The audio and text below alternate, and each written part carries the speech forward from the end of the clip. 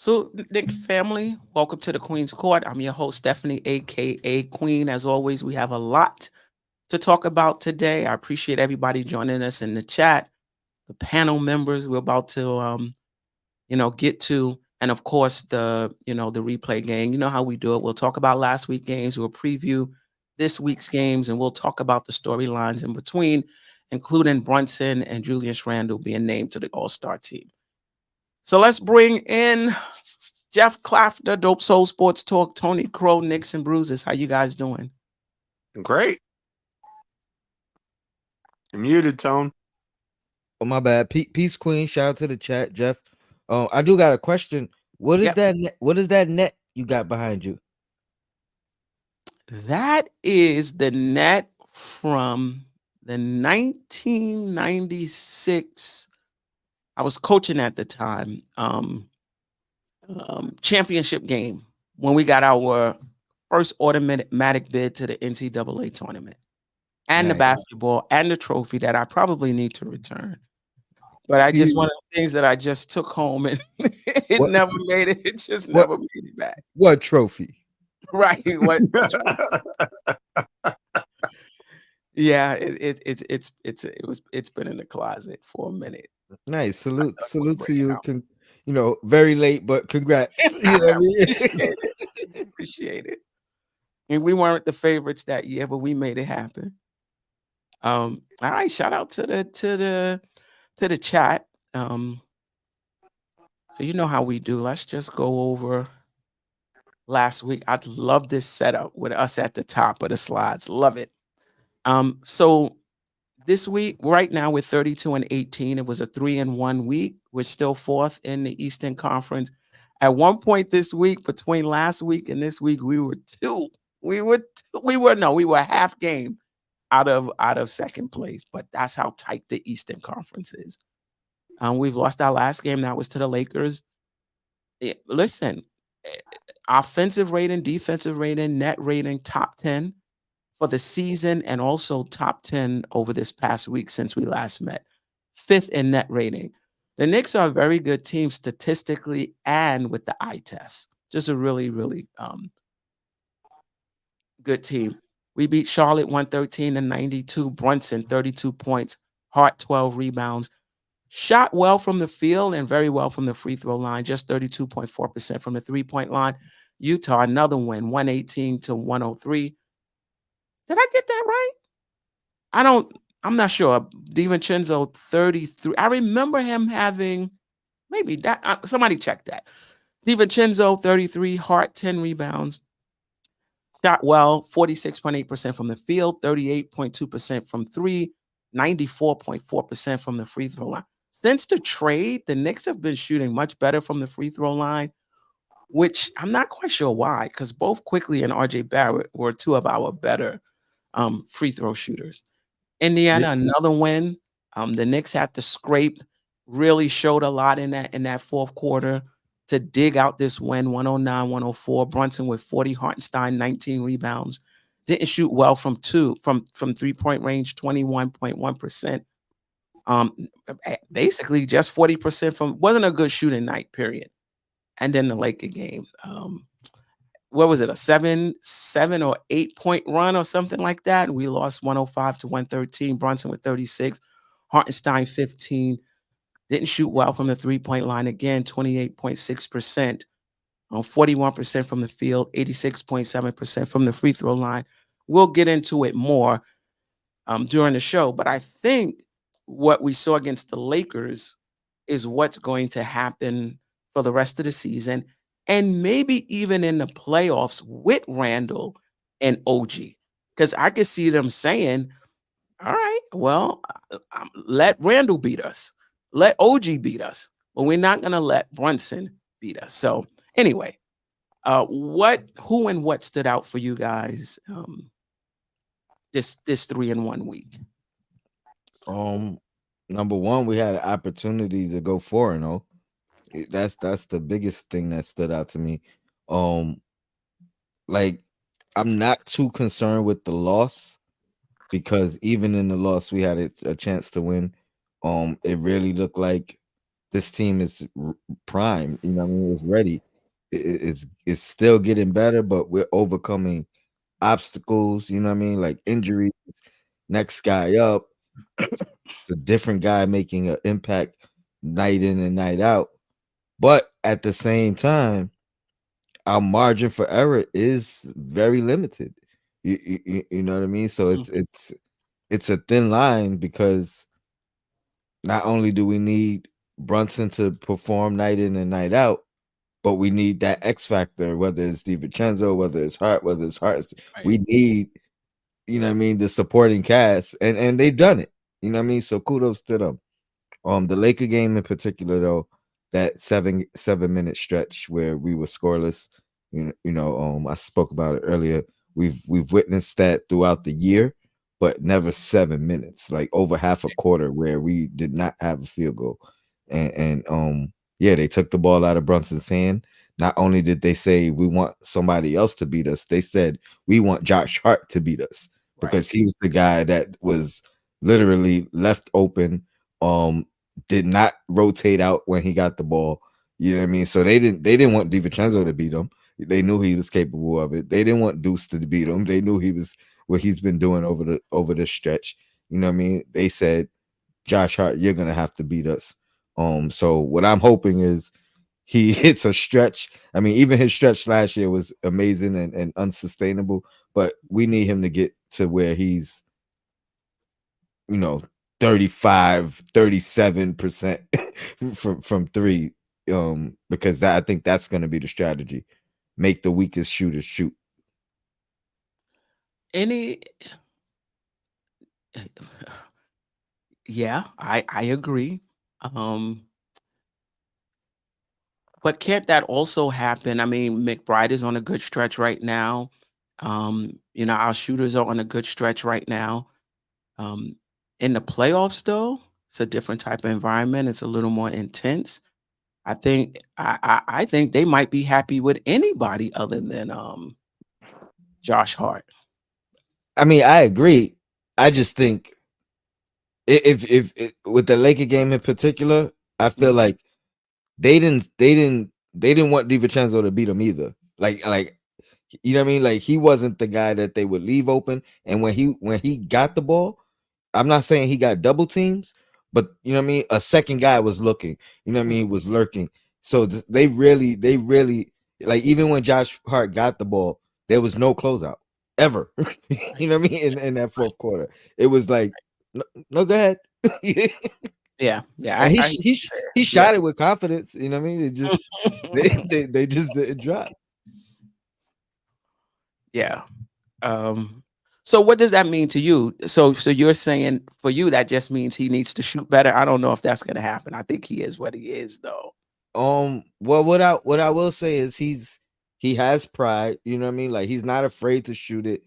And I'm sure he'll hit the gym and just try to get on a stretch. Like that's, you know what I mean? Like it was just bad timing. You know what I mean? The Lakers recognize probably how he's been shooting. I mean, I guess you could say all year, but in particular, the during the stretch, he's probably been our weakest link as far as just the shooting aspect. You know what I mean? DiVincenzo's been on the tear. The way they guarded him, you could tell they recognized that. Deuce has been on the tear. They wasn't giving him open shots. You know what I mean?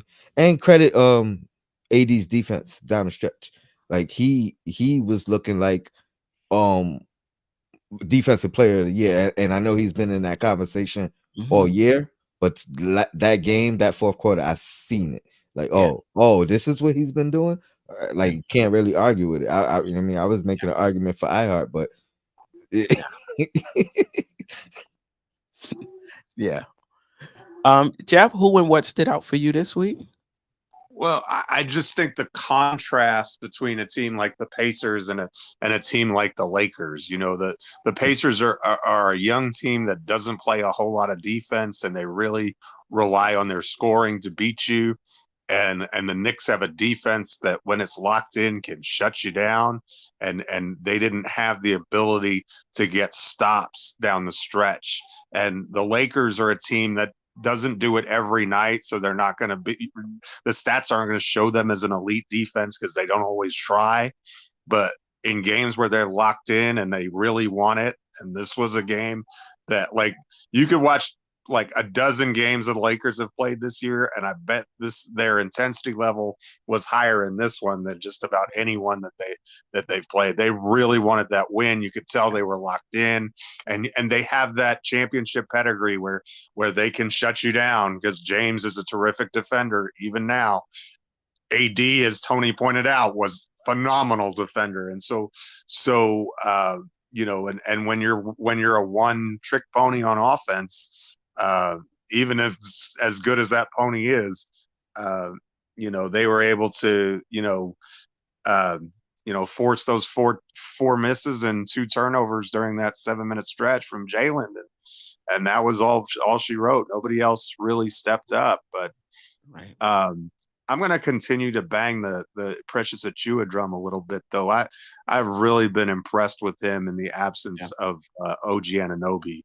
I really, he just looks like a starting 4, like legit. Like, I mean, it's a nice depth piece to have when we're healthy, that he's not cast into that role, but he defends well. He's very switchable.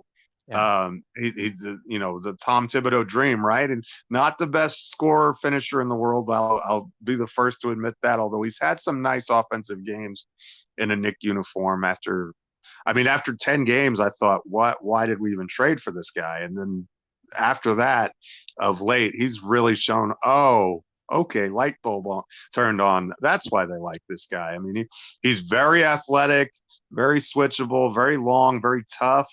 And I like that about him. I think he's a good piece for this team for the rest of the year. I don't know if he's someone we can keep moving forward just based on the other pieces, parts, and what else we might do. But I know this, at the beginning of the season, we were begging for a backup 4. And now we have 2 of them, really, because when OG's healthy, he can play the backup 4. And now Precious, I don't know about you, but I feel very comfortable inserting Achiuwa into the lineup when need be. I think that we turn that from a weakness into a strength. So kudos to the front office for that.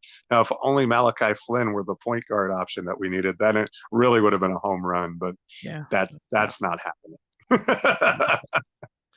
I think a few things stood out for me, but one of the things that I like about this team is how the quality at the end of the bench, and I still think they're situational players, in my opinion, and I know some will disagree, but I just like the fact that when they come in the game, they play with confidence. When McBride comes in, he plays with confidence. When Sims comes in, he plays with confidence. That play where he got the offensive rebound, like he was dribbling to the wing and then turned around and slammed it. It's like they understand, we got players out. We need to step up, and they're stepping up with their shooting. They're stepping up with their effort. They're stepping up, however they can. So I definitely like that.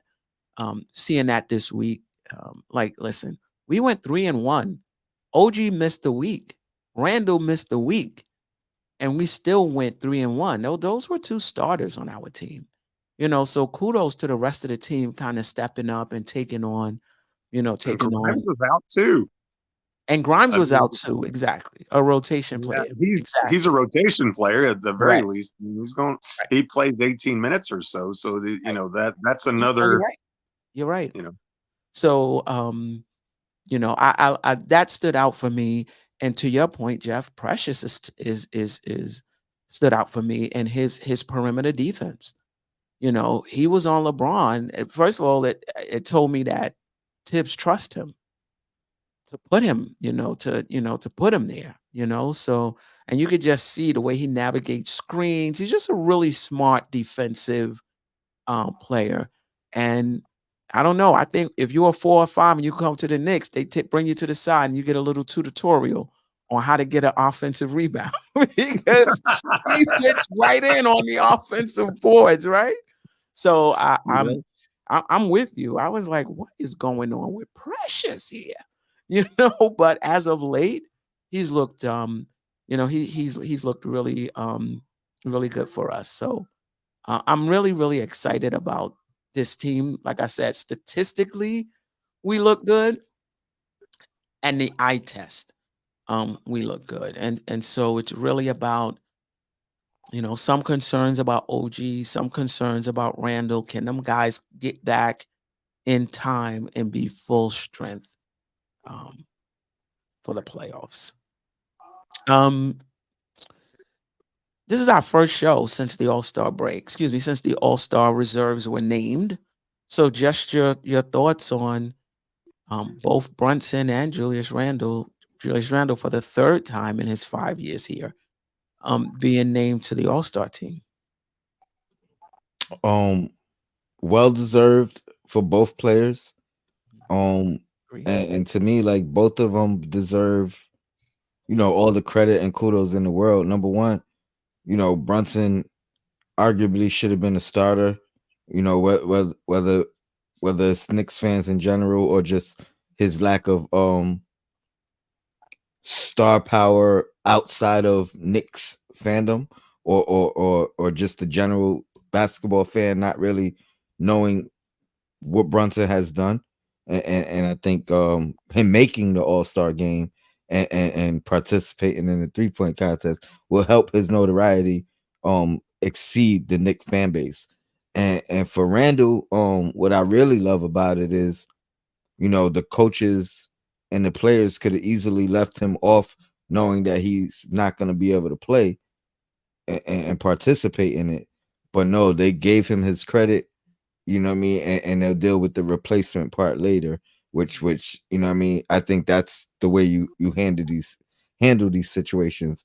He earned this spot, I believe, and now he gets to keep that accolade without necessarily playing in the game. So great for both of us, both guys. Yeah, no doubt about it. And the coaches in the Eastern Conference seem to prioritize the players on the winning team. I think the top four teams got two players each. That was eight right there. And then four for whoever was left. And Cleveland could have been in that running as well. But I think with Mobley and Garland being out, they just got one. Jeff? Well, first of all, I'm so happy for Jalen Brunson. Well earned, well deserved. It's about time. I mean, everybody is getting to see what we see. I really loved on Tony's show before this, though, and it's a really great point, is the globalization of the NBA. We think about the New York market being the biggest market in the United States, but it pales in comparison to China, right? China is huge, and the NBA is huge in China.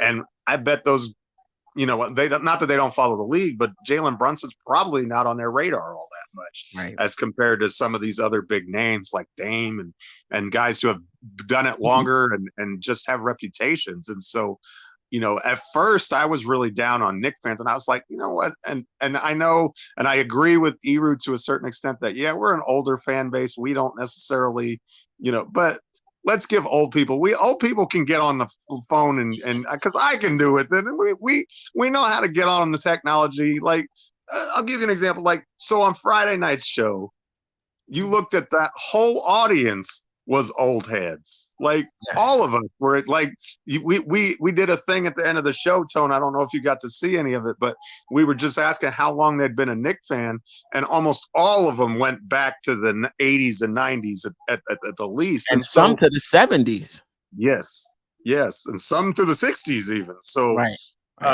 so just from that, yes, we're an older fan base, but I think us older folks are a little bit more tech savvy than people like to give us credit for. To me, it's just the globalization of the game. And I think but you see that also with free agency as well, I think, because people don't sign with the Knicks for endorsement opportunities because they don't have to. They're available worldwide now. You can play in for Golden State and get the same opportunities because it's a global game. You can play in a smaller market and still and still find those opportunities. And that wasn't true when we were growing up, right? When we were younger, you really needed to be in New York or LA, to really maximize your earning potential. But two things. First of all, one, now they make so much money just from their salaries because they've exploded, that they don't really need the outside endorsement money. And then the other thing is the endorsement money is available anywhere. Look at NIL in college. You can be in any college in America and you can get NIL money. And so it's just a more globalized economy. And so from that standpoint, I think that's why Jalen didn't get the nod as a starter. I'm super excited for him. It's well-deserved. And I think it means a lot to him. He's a team guy and he'll never say it. But I think in the quiet of his bedroom, when nobody else is around, I think that affirmation is really important to him, just to say, everybody doubted me, and here I am on the grandest stage. And as a Knick, the team that my daddy played for, he's surpassing everybody along the way. And that is a perfect segue into Julius Randle, who is surpassing everybody along the way. If you look at it honestly and what he's doing, he's paving the way to a Hall of Fame career. This is his third All-Star game in 4 years. If you look at the statistical numbers and statistical profile that he has and compare it to the best power forwards in the history of the game, he's right there. It took him a while to get going, but think about the miserable first 6 or 8 games of the season that he had, and his ability to retool and refocus and find a different way to contribute and become a dominant player, right? Because last year he shot a lot more 3-pointers. Last year, that was one of the keys to his game. He's shooting like 10 threes a game. He wasn't making a ton of them, but he was making enough of them to keep the defense honest. And he changed his shot profile. Well, in the first few games of this year, he said, "Oh, my three's not falling. I'm going to reinvent myself again." And so what does he do? He focuses a lot more on that little 4-foot, elbow, shoulder move that he has that I just adore, and just getting the ball in and around the rim and doing things that way. And so, he is really outstanding. I mean, I know he gets a lot of criticism because, as far as stars go, he's probably the most flawed superstar the game has ever seen. But I still put him in that category of a superstar. And if he's healthy, big if, but if he's healthy come the playoffs and they want to leave him and say, "Go ahead and beat me, Julius," I think he's going to do it. Because I think the Randle that we saw against Atlanta was the one getting the double and the triple teams. He was the sole focus of that defense, and no one else did a blasted thing, right? That season, Julius was that season what Jalen was against Miami last year, right? And so we saw that, and now all of a sudden, nobody can stop that guy one-on-one. Nobody. Nobody in the league. You cannot guard him one-on-one. So if you're going to say, "Let Julius beat me," I think you're going to be sorry. Again, if he's healthy. But I don't know if he will be. Jeff, I hope you're right, because what we saw last night with Brunson getting double teamed, I think that's what's going to happen in the playoffs. I think they're gonna take the ball out of his hands, even if that means it's in the hands of Randle, even if that means it's in the hands of OG. So I hope you're right, because that's what those other guys have. Those other teams have, right? You take them out of one hand, you put it in another, that guy's just as effective, So hopefully that's the case for us, in the playoffs. Because if the Randle we see every night is the same Randle in the playoffs, I like our chances. I really do. And I did see him without a sling on a picture with his wife on X today. So I don't know if that's a good sign or not, but him not where I think that it probably is. You know what I mean?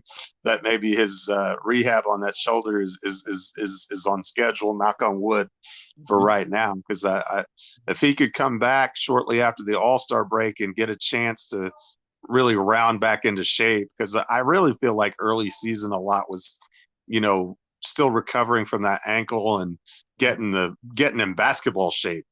That's a huge thing. I mean, and it's a huge concern for Mitchell Robinson too. But Randle plays a lot more minutes than Robinson's going to get because Hartenstein's got the starting spot on lock just because of what he's done and how durable he is. So Mitch can kind of afford to do 14 minutes a game. We can't do that with Randle. We've got to have him out there at full strength. So hopefully the rehab continues to go well and he doesn't need surgery and because look, if he has to have surgery on that shoulder, our season's over. Like, I love this team and they're tough and they're gritty and all that stuff, but you might be able to steal a playoff series if the matchup is right, but I say might with in capital letters there.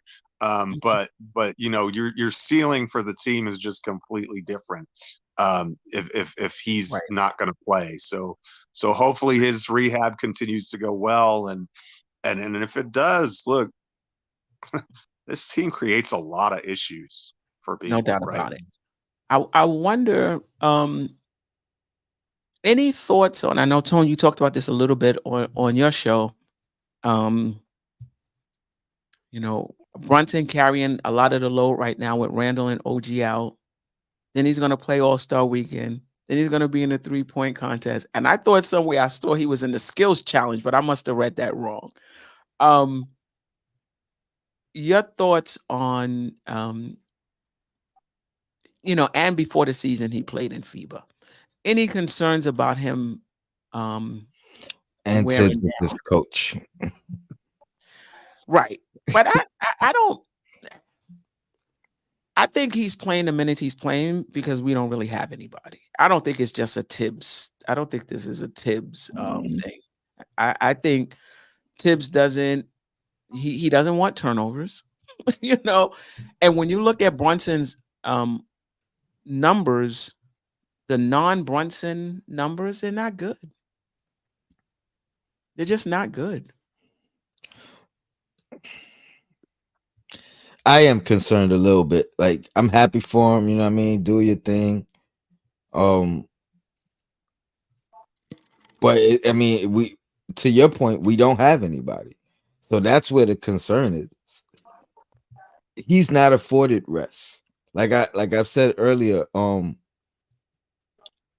if there's a quick turnaround, or couple of turnovers, or like a couple of missed defensive assignments early in the second quarter, early in the fourth quarter, he's coming right back to Tibbs. I mean, he's coming right back to Brunson. It don't matter if it's not Deuce's fault. You know what I mean? Like, he's coming right back to Brunson, and it minimizes the amount of rest that he could get in game. Right. And so when we're thriving, Brunson could sit the whole fourth quarter. We've seen Tibbs do it. But as soon as Tibbs thinks it's going the wrong way, I'm going right back to my guy. So but does that change with an addition? I think the only way it really changes is if that second unit is sustaining or increasing the lead in the non-Brunson minutes. But as soon as it's getting faulty, he's coming right back to Brunson, regardless of whose fault it is. Right. Yeah, I agree. I don't think it matters the fault, but I don't know. I think when Quick was out there, he allowed him. I think it's about trust.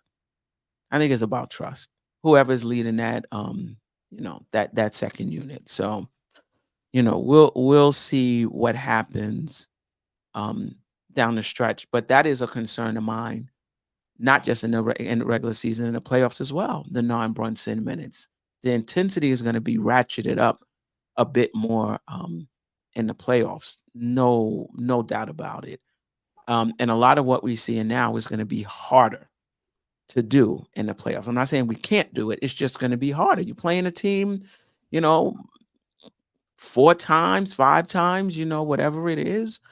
They know you know them. They're taking away your first and second option. They know what you like to do. It's going to be, it's going to be tough. But yeah, I think that's I'm a little concerned, but this is the flip side of it. When we talked about Brunson being an all-star, it is about, part of it is that I still think some of it is the New York fans. Because you could just hear them in the chat. Oh, I'm not voting for Brunson over so and so because like there's fan bases that's like this guy's getting 3 minutes a game. They voting for him. You know what I mean? Or he's injured. He's not even playing. They're voting for him. The Knicks fan base, nah, we got a basketball mind. Like, nope, I'm not voting for him because this player is better. I'm a vote. So anyway, that's just how. Or I'm not voting for this guy to give Brunson a better chance. They won't do Right, nothing. They won't right, do none of that right, strategic. You right. know what I mean? No, no, It's I'm no. voting how I feel. Somebody deserves Giannis deserves to be in there. So Yep. I'm gonna vote him in with Randall. But I think the Knicks can do a better job promoting Brunson and Randall. Somebody said this, it might have been Jay Boogie, I'm not sure. Soon as you go into the airport, it should be a big, it should be a big, when you're going up the escalator, should be a big sign with Brunson and Randall. I think the Knicks can do a better job. Yeah, marketing them and billboards throughout the cities, in airports, things of that sort. Him being in a 3-point contest, that's going to help. Him being in an all-star game, that's going to help. Over time, the rest of the world will get to know Brunson, but and Randall if they don't know him already. But I think the Knicks can do a little bit more. And some of it, I mean, falls on their agencies, right? No disrespect. What I mean? I know it's CAA mafia, but that's part of the, you know what I mean? That's part of their job too. And if it's not, hire the person that can get you that. You know what I mean? Get you that. So part of that is on the athlete, I should say, instead of saying the agency, the athlete to make that a priority. You know what I mean? I think Randall's kind of transitioned into that phase this year, maybe last year with the car commercial. You know what I mean? Now he got the sketches and whatever. You know what I mean? So it's also a natural progression. You know what I mean? As your popularity grows, your opportunities to get more popular grow. Yeah. No doubt about it. Um, Anything else about the All Stars? Anything else about this past week? Think about this. When we signed Julius Randle, he was leftovers when we couldn't get KD and Kyrie. He was literally leftovers. Ain't nobody in this universe, probably even Nick Brass, imagined that in 3 of the next 4 seasons, or 3 of the next 5 seasons, I guess, because he didn't Right, make it there, but 3 of the next 5 seasons, he was going to be an all-star. 2 of those seasons, he was going to be all NBA. I mean, and a lot of that credit has to go to Julius Randle. Here's a right, guy who works harder than anybody on right. his game, and he's just, you know, he's had his ups and downs, and he's just, kept pushing and kept working. And so, yeah, big credit to him. Yeah. Yeah, no doubt about it. And I'm looking forward to seeing him and Brunson in the playoffs this season because I think that's where you're solidified. Like we could talk about them as a really good duo right now, and I believe they are, but it's what you do in the playoffs where you really get solidified, right? And so That's I'm a really fact. looking for them to be solidified as a duo by their performance in the playoffs coming up. Your thoughts on that? Do you think that's true or not Oh, really? 100%. I mean, I've always felt like number one, that's where the superstars are born. You could be a star in the NBA, but you can't reach superstardom until you do it in the playoffs. And sometimes you don't even, sometimes you do it in the playoffs, and that's not enough because it's about who you did it against. you, you Right, know what I mean? Like right, I think Brunson was on his way there when he had that series against Donovan Mitchell, knowing Donovan Mitchell's pedigree.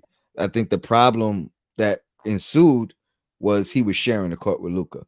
You know what I mean? So once Luca returned, you know what I mean, he wasn't gonna have that same spotlight, nor was he gonna garner the same credit moving forward. Here that opportunity is a bit different. You know what I mean? So we gave him a taste, a little sneak peek last year.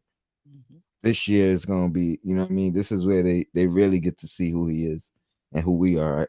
I hope. And it's so vital for Randle. I mean, because Randle's a guy who struggled in the Atlanta series, had the injury issues last year, but even when he was in there, he wasn't the Julius Randle we've come to know and expect. And so I think for Randle especially, those reputations follow you. I mean, Yeah, they do. I mean, Carmelo Anthony had tons of huge playoff games, but he's always remembered as a guy who didn't win, right? And not that that's fair to Melo, but I mean, especially in his time in New York, is like, well, we won one playoff series when Melo was here. Well, if that's what you reduce him down to, if that's what you're boiling him down to, Right. you're extremely shortchanging the career of Carmelo Anthony as a Knick. He's one of the 10 greatest players in the history of the franchise. He won a scoring title. You know, it, if Jared Jeffries could hit the broadside of a barn, he had that game against the Celtics. That was Oh, that was a one of the layup. best playoff series, playoff games I've ever seen from a Knick. I mean, he was just incredible. So yeah, it's definitely for Randle and his reputation. He needs to thrive and shine when the lights get bright because frankly, he has a reputation for not. I Right. think that And it's I not. think that Oh, sorry. Go ahead, Tom. No, I was just gonna say I think the only difference between him and a Carmelo Anthony, I don't think Carmelo Anthony really got the bulk of the blame until the latter portion of his Knick career, where the consensus has always been with Carmelo Anthony is he needs help. Where Randall never got that luxury of saying, "Oh, he needs help." I mean, granted, Right. he only had the one series prior to, but amongst us, the podcasters, you know what I mean, we would say, oh, all right, he needs help out there. He's getting double, triple T, whatever. We see that, but for the general consensus, they're only looking at the numbers and saying, and some Knicks fans the same way. They're only looking at the numbers. You know what I mean? But I think he'll be fine moving forward. But you're right, 100%. Like that stuff follows you, and you gotta break through. Yeah. And fair or unfair, right? And I think a lot of it is unfair. Um, but I think another thing that we underestimate in the playoffs is how having a better team around you allows you to play better. And I think we underestimate that as a fan. I would say as a fan base, but probably not even just this fans base, just fans in general. Because if you don't have guys around you that can shoot, that means they're gonna slough off of them. They're not gonna guard them tight. You're gonna get more attention. That means you're operating with less space. You understand? And that impacts you. When you think about what happened in that Atlanta series 2 years ago, some of it was kind of deer in headlightish, but I think a lot, uh, equally as much was guys weren't hitting shots. So the Atlanta's defense could afford to just pack it into the key where Randall operates. And he So wasn't even really shooting that many 3-pointers in that season either. at So, that point in his so it career. was exacerbated even further. So that I Correct. think that's an outstanding point. Correct. And then the same thing in Miami last year. We weren't a good shooting team. So what did they do? Pack it into the key where Randall, Brunson, RJ Barrett likes to operate. So this year with DiVincenzo shooting the way he's shooting, with OG shooting the way he's shooting, at least, statistically, it looks like he's going to be a really good shooter for us. With Hartenstein now in the key, maybe there'll be less roaming by players. There'll be more space in the key for Randall to do his thing because it makes a difference. It Or makes even if they do decide that that's the poison that they want to choose, it'll be the poison that kills them instead of the one that Right. doesn't, right?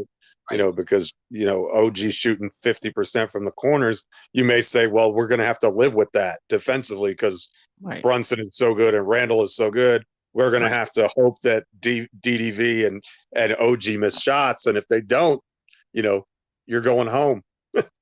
Right. And I think we talked about this before. I think the ball is moving more now because I think those guys are more confident in who they have on the court with them. I think before they was like, nah, I don't know if I'm gonna, I don't know if I'm gonna pass it. I think I'm good. I think I could just take this shot myself. But I think now they look around and they see shooters all around. They see offensive players all around.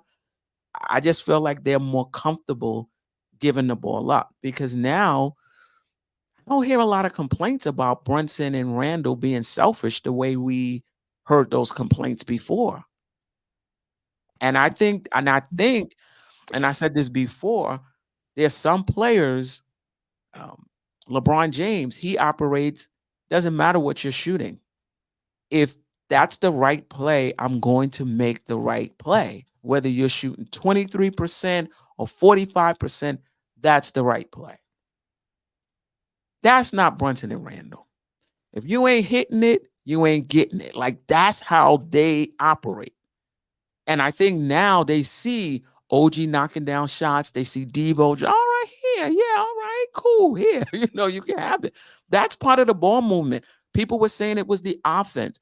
People were saying it was the players. It was the players that we had. And I think now it's a more balanced, it's a more balanced team. I still think we need, another ball handler. But it's a much more balanced team, and you kind of see that. Any other comments?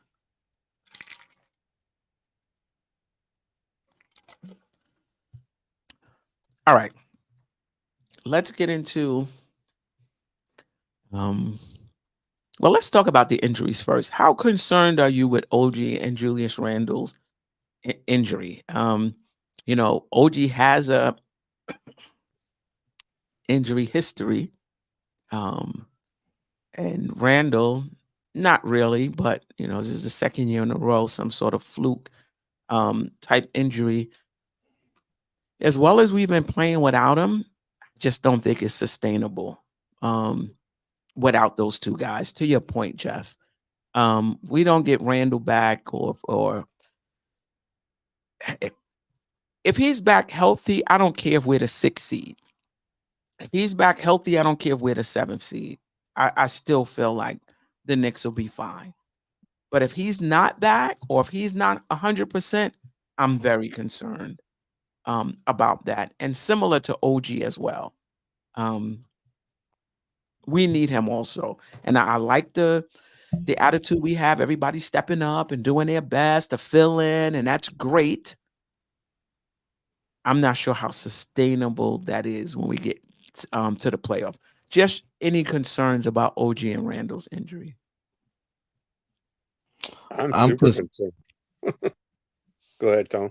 I think I'm more concerned with. All right, I'll give you my concerns with both. I'm concerned with Randall. I'd rather them be the most cautious with him than anything else. So like I don't want him back at 80%. You know what I mean? I don't want him back at 75%.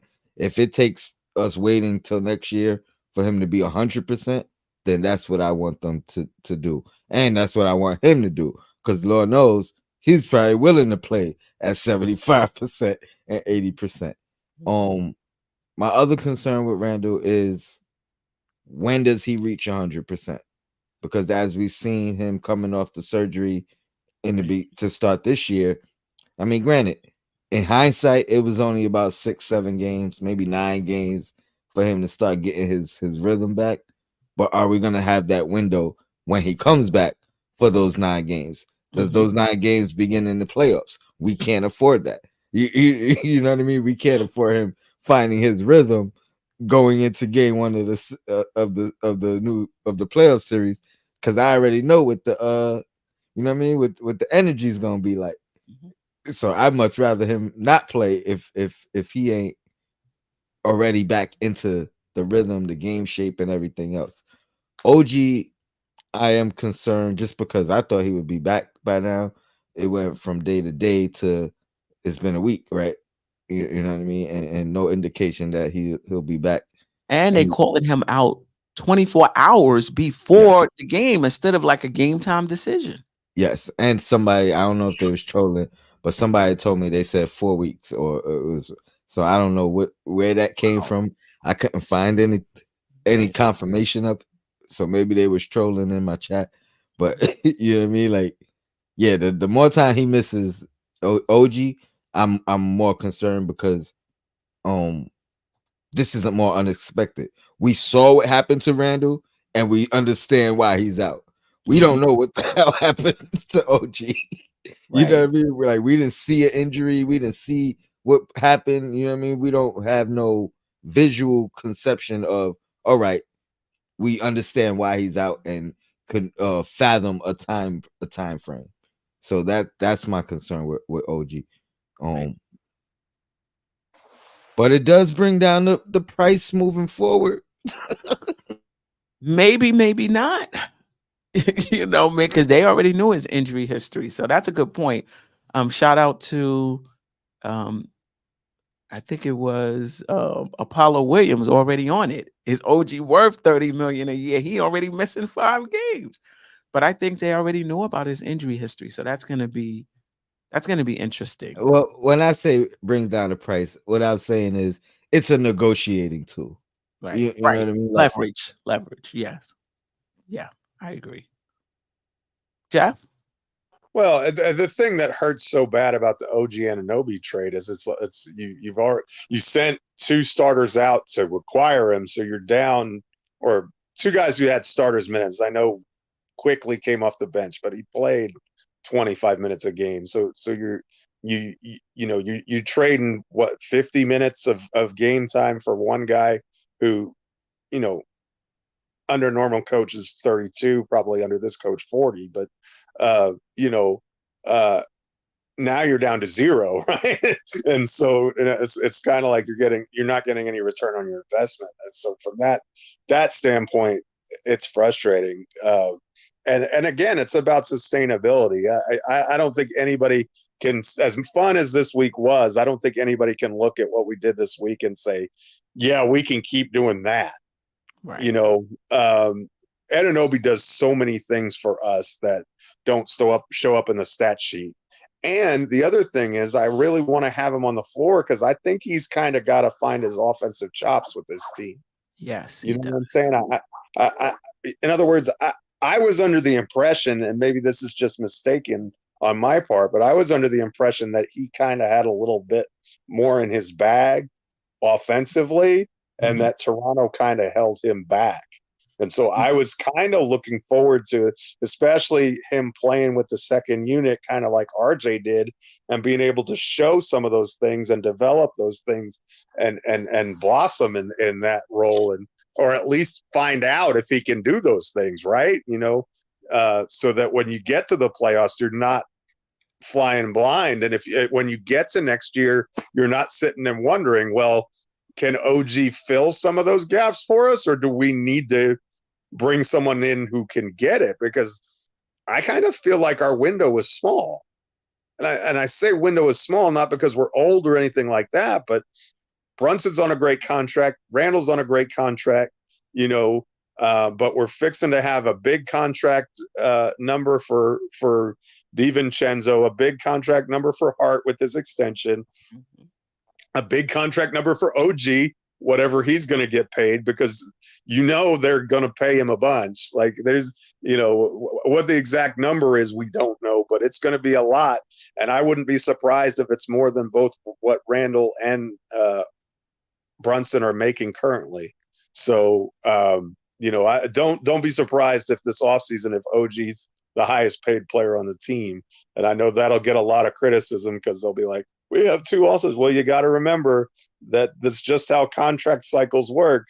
and we've got two guys on bargain contracts, and when those contracts expire, we're going to be paying through the nose, and the number that we pay OG is going to look really small in comparison to the number that we're going to have to pay Brunson, because Brunson going to be making twice what he's making now or more by the time that next contract comes around. Right. If he doesn't take the extension, I read somewhere that a lot of guys are not taking the extension and just going into free agency because there's more money. So we shall Well, we shall there we is. shall see. Yeah. Yeah, it's just more, it's more money. Because Um the thing is, they can only make like 140% right. of their current salary. Well, on the free agent market, he could double his current salary, and so Right. it Right. 140% versus 200% is clearly, I'm no math major, but clearly that one is better than the other. So you definitely will go into free agents, and I'm not worried about Brunson leaving by any stretch of the imagination. I think No.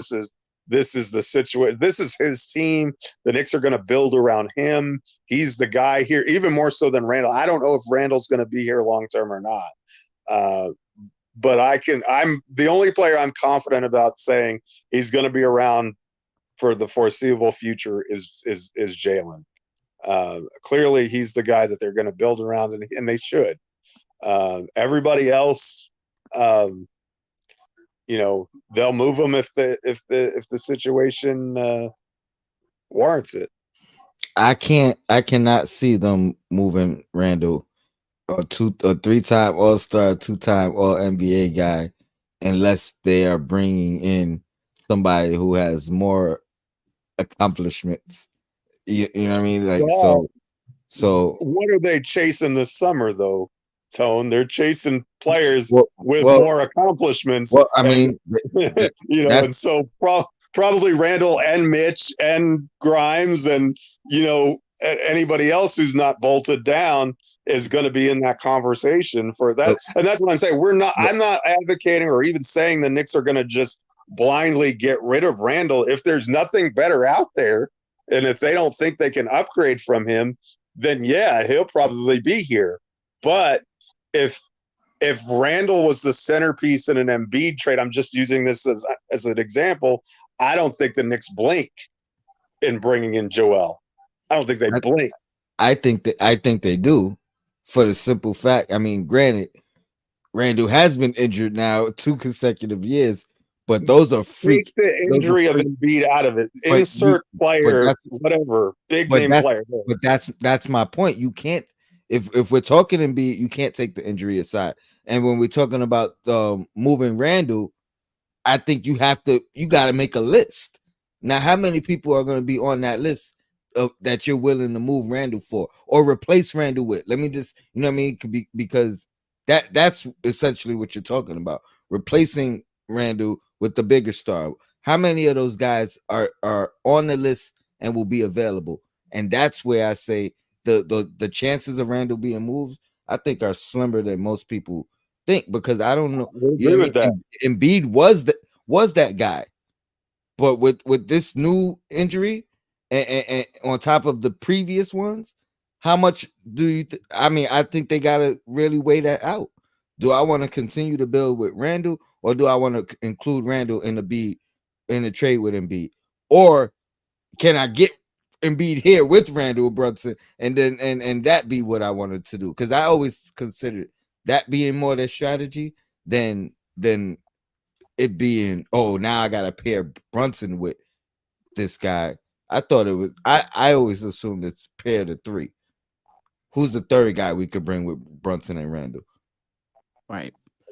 That may I be will the guy. say I will say that this playoff will tell the story, because with this new CBA, you got to be careful of maxing out guys that don't perform in the playoffs, because you're going to be locked into a roster. Once we pay Max Brunson and Randall,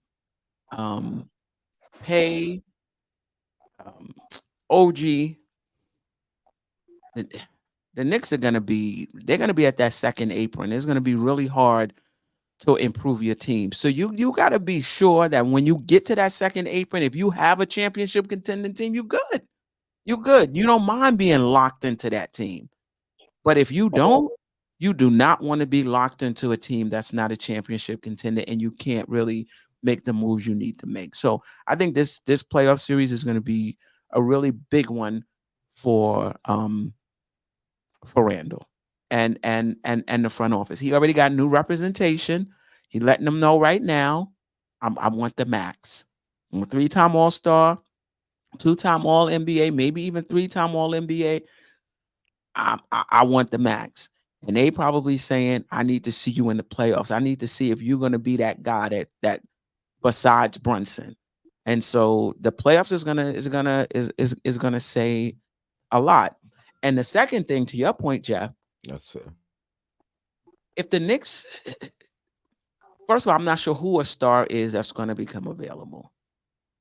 But if somebody was to become available, we don't even have anybody right now that can headline a trade for a star other than a Randle. You're not headlining a trade with Grimes, Mitch, and Fournier.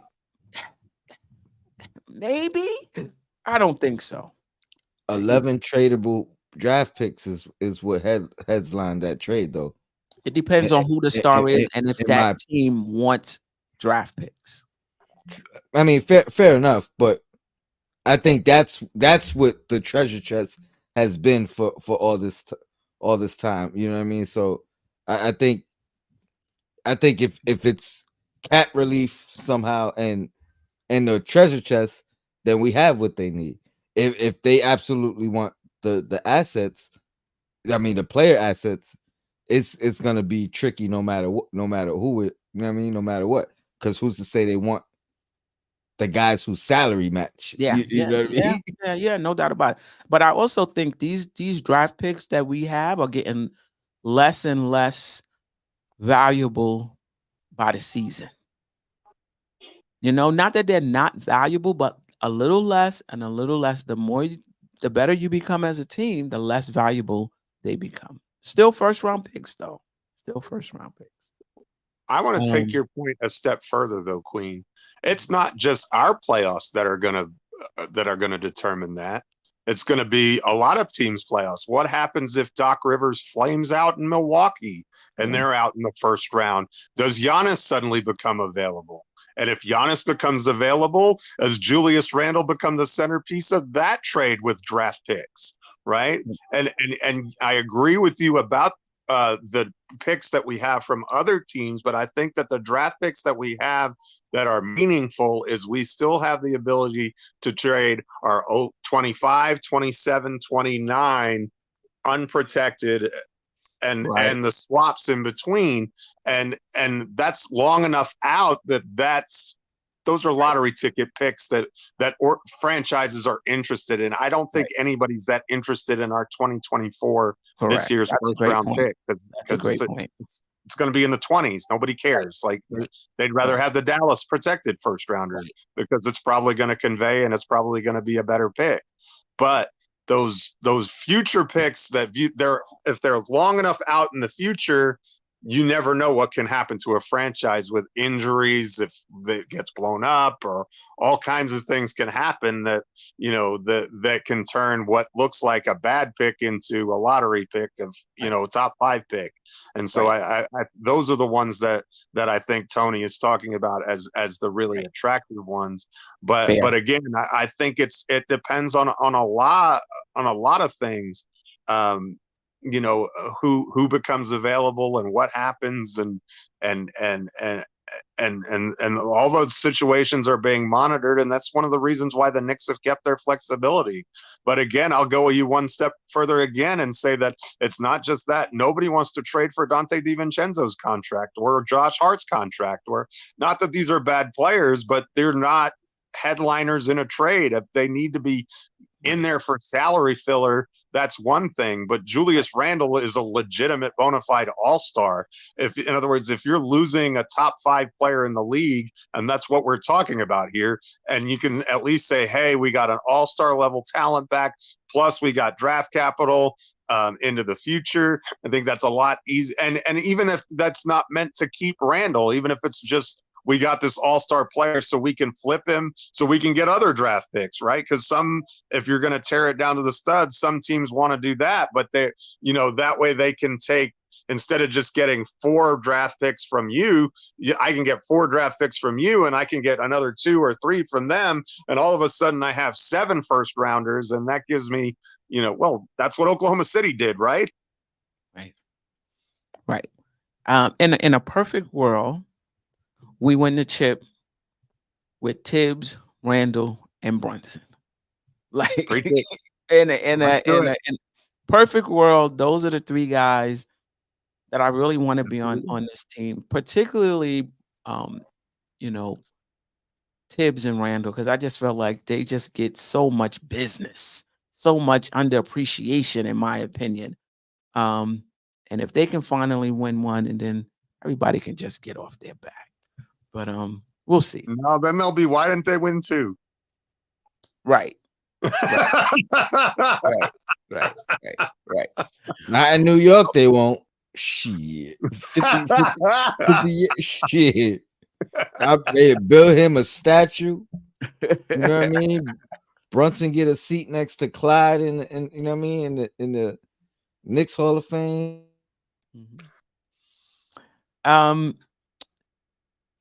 Anything else before I want to get into some trade stuff? All right. Your thoughts on the recent reports that the Knicks may not be looking to include Quentin Grimes in trades for a rental or a role player. This is as per Jake Fisher of Yahoo Sports, right? So first we heard that, he was frustrated. The Knicks were aware of his frustration. They're looking to move him. Then it was just the Knicks are looking to upgrade, and he may be the best of what's left, together with the Fournier contract.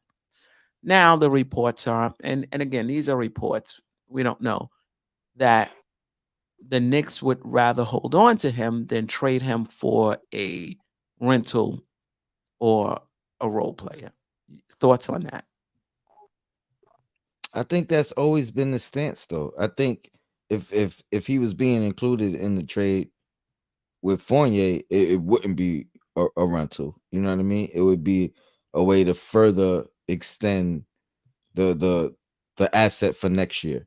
You know what I mean? So combining that salary to say, instead of having the expiring at 18, now I got the expiring at 21 million. So I think that's always been the stance, and I think it was also a way to just tell people we're not giving him away. Once the reports came out that the Knicks were, fielding offers or whatever the case, you know what I mean, they just had to clean it up so people know, all right, that don't mean come with, the crappiest offer you could think of. We you know what I mean, we're not giving him away. We value him, and we'll keep him and keep, keep utilizing him if we're not getting a good return. Yeah, I've seen a little more in Grimes' game of late, and for me, it was never about what Grimes could ever be, as much as it was about what we need right now. Right? When I was pounding the table for Devo, it wasn't about Grimes' ceiling. It was just about, I just think Devo would be better. Our offense would run better. Having that shooting, that more consistent shooting, would work better for us now. I would love, and I think this is a luxury, to have Grimes as the 9th man in the rotation. And because when you look at these other championship contending teams, they may have a young player, but they're not counting on that young player. Like, whatever that young player can give them is gravy, right? And that's the role I would want Grimes to be in. Just kind of be that gravy player and continue to grow into your own over time. Like I just go back to Denver and Brown, spelt Braun, Mhm. um, just so we don't get confused. But he was the rookie last year, and he gave them some really good minutes. The- They weren't counting on him, but he gave them some really good minutes. Yes. just to counter that, the problem is that is great in the moment, but you see what they did come the off season, right? Now they're counting on Brown. You know what I mean? They said we choose you, the young, you know what I mean, the young talent that still has, you know what I mean, a lot of rooms to grow over Bruce Brown. But I Over think I think there was some financial implications I mean, I for that absolutely, as but well. it wasn't what basically what I'm saying is he showed out and it was gravy. Right. Now he doesn't have that same luxury come next year, come this year. You know what I mean? But that's fine. Now the responsibility Is and there.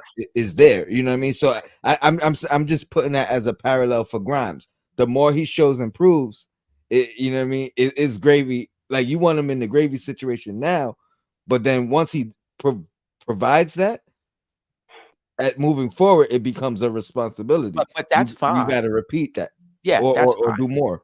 Yeah. But to me, um that's the natural progression of things, right? They've shown they showed up big in the big spots. And you're like, all right, they ready. We're gonna give them a little more responsibility, as opposed to right now, in my opinion, I'm a little nervous about going into the playoffs, counting on McBride and Grimes as our starting backcourt in that second unit, and they're playing very well Yeah. right now.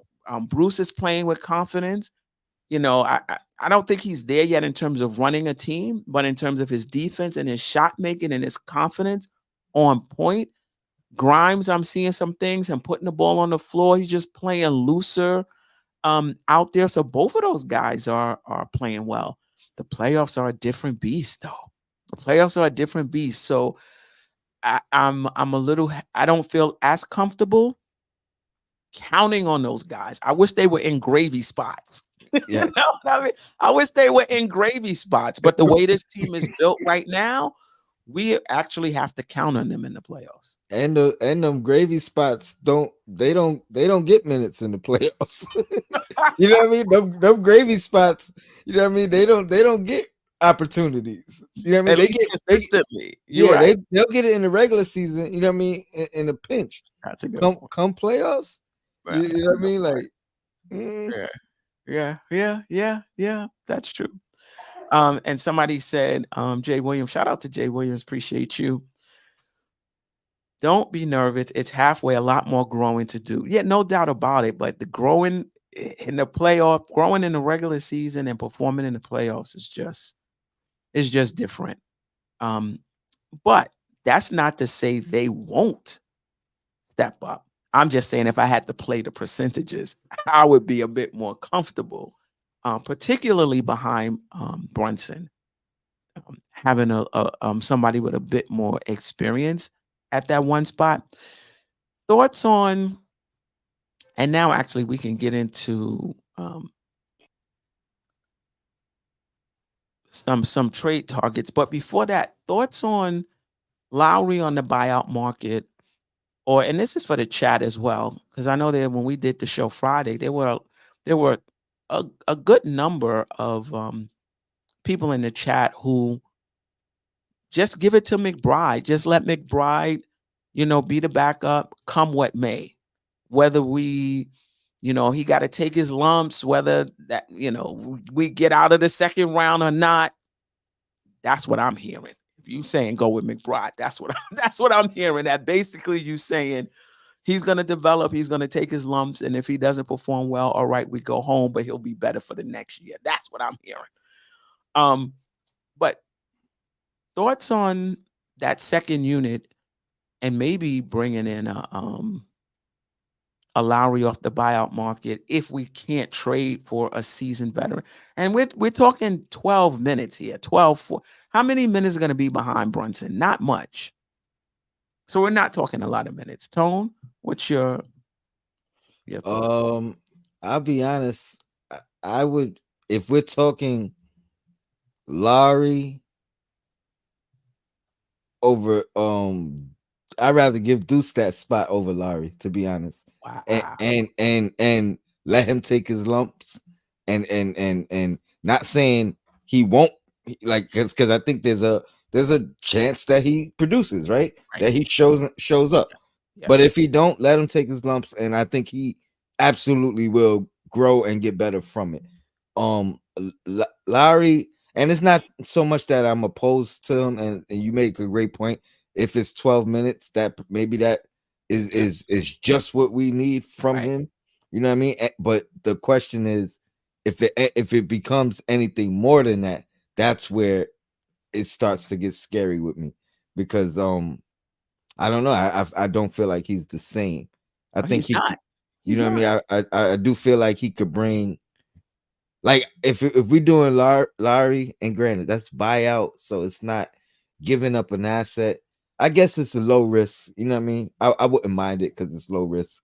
It's not costing you anything.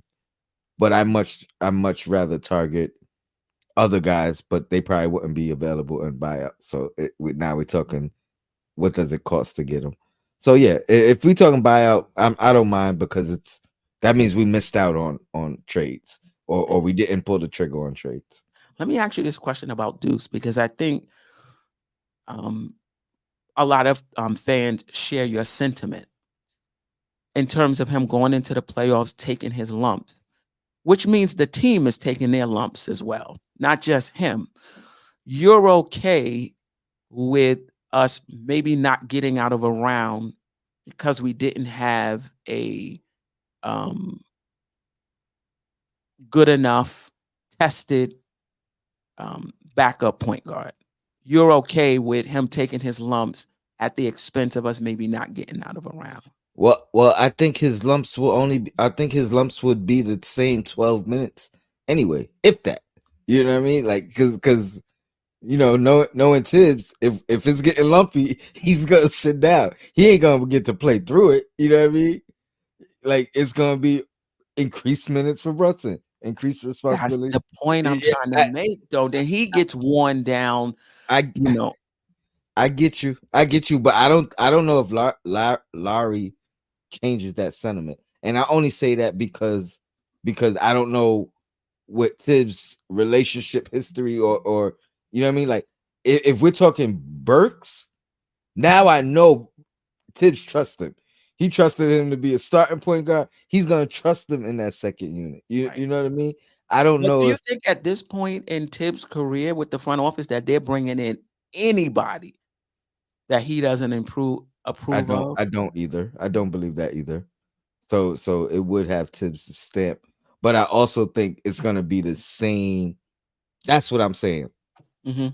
Those same minutes that he would pull McBride in, I think Mhm. he's gonna pull Larry in the same instance. You know what I mean? Yes. Yeah. Maybe even he might even rock with Deuce longer, just because he gives it defensively. Or that, and not saying Larry doesn't, is because it's effort, but I don't think he's the defender that Deuce is at this stage. He's not. But and so the point you're making is really good. That's the balance in the playoffs. Where you have somebody who might be fresher and quicker, but then also you're talking about running the team and decision making and moxie. You know what I mean? So you're right. You're right. It's gonna personally. I saw what Lowry did in the playoffs to us last year in his little 10, 12 minutes. And it's a physical game, and they allowed him to be super physical in that Miami said, Jeff, I want to get to you, but the chat is making some really good points. And um, Paris Duggar, McBride can shoot just as good as, but Paris, it's not about shooting. So it's not about shooting. At that point guard position and at that backup point guard position, in my opinion, you want somebody who can run the team in the playoffs. You want somebody that can get you into your sets. You want somebody that's not going to be intimidated. I don't think Deuce will be intimidated. You want somebody who, despite the intensity of the moment, will still play their game and make the same decisions they would make in the regular season, despite the intensity. You That's understand? true. It's not about the shooting. He's It's not gonna about get being able rattled. to hang in there mentally and not make mistakes under the bright lights. He's not Not gonna get about the rattled. shooting. Um, Nah, they're making some good points. yeah, no, they making some good. I highlighted. Okay, go ahead, Holly. Oh, my Sorry. bad, my bad. I'm sorry. Was that you? Oh no, here we go.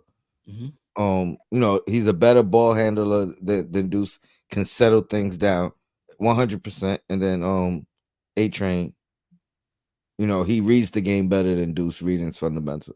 So I mean, when you're talking about basketball IQ and things of that nature, he fits 100% by his market. I don't think it's, I think it helps.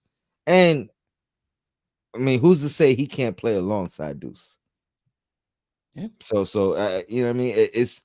it's no risk, and then there's reward. Right. So I'm not opposed to it. Right. Ramrock, I agree. I'm not gonna blame if we don't get out of the second round. I'm not gonna blame it on Deuce. So you're absolutely right. I'm gonna blame it on the front office and how they constructed that second unit going into into the playoffs. It's not Deuce's fault. It's because we didn't have nobody else besides Deuce. That you put him in that situation without even a third person behind him. You know what I mean? So yeah, no, I agree. I'm not gonna blame him. Jay Williams, Hart runs that unit, especially playoff time. He's bringing up the ball. That's a concern too. Hart's handle ain't all that tight. OG Anunoby's handle is not all that tight. So now we're back to Randle handling the ball in space. Yeah, and I think what Hart is great at is pushing the pace, transition, starting a fast break. In the playoffs, when things slow down and it becomes a half court game, a lot of Josh Hart's abilities, they're not utilized.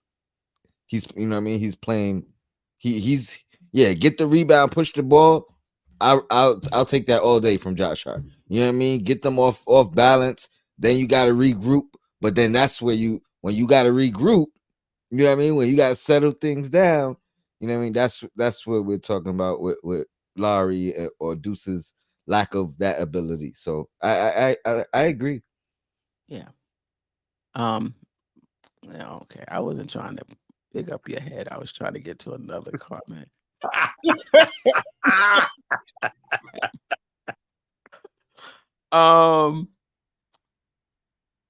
And this is what Sim. Shout out to Simeon Russell. I ain't see him in a long time.